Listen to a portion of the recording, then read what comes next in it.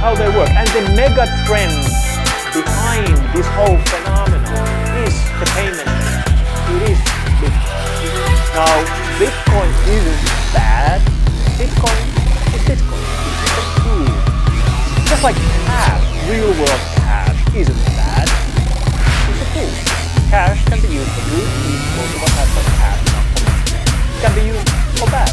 Criminal like that. For example, it's kind of hard to go and buy cocaine with a credit card. Or so I've been told. So it's the online equivalent of cash. But this is the megatrend that made ransomware this massive problem that we have. However, there is one big difference between real world cash and this online cash. This actually is anonymous, but it's sort of like closer to pseudonymous than anonymous. What I mean by that is Bitcoin is based on technology called blockchain. Blockchain is a public ledger. And when I say public, I really do mean public. So public that any of you could go today and download the Bitcoin blockchain to your computer today. And that file would contain information of every single transaction that has ever been done. It's public. You could download it today. Now you wouldn't see who sent money to who, but you would see the transaction. And from this wallet, money went to this wallet at that day. How much money? This opens up interesting possibilities. Because if we go back, for example, to look at the Maktub blocker lock screen. This here is the wallet address for the victim. The victim is supposed to send 2 bitcoins to this wallet. This wallet is unique for the victim. Now, we can actually look at these wallets because it's public and see whether people pay. Now, every single victim has their own wallet, so it's hard to know it's possible to know.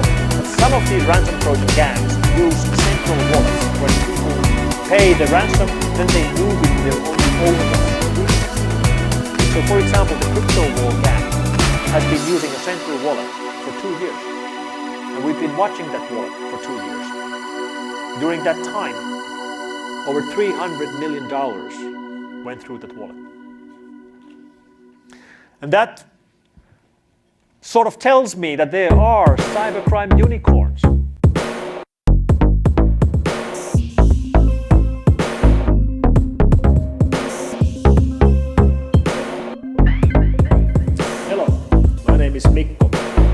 Many people don't know what is the difference between VPN services and Tor.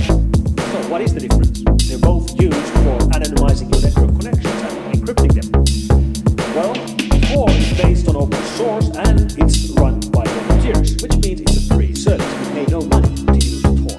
It's also based on a layered approach. So let's say you use your computer and you want to do a Google search, but you want to do it over Tor.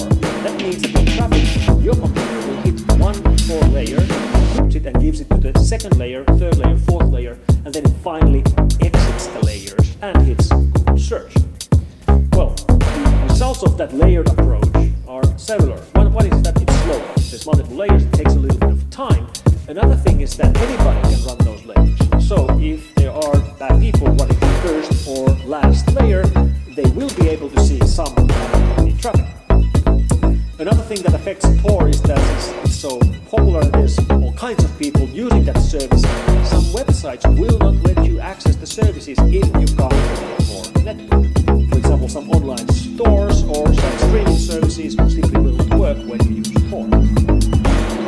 VPN providers don't use a layered approach. They typically have dozens of data centers around the world and they pick one data center and all of the traffic will be routed through that data center.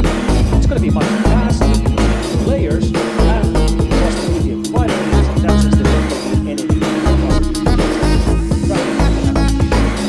and since most VPN traffic is by corporate services, it's not going to get filtered nearly as bad as Tor.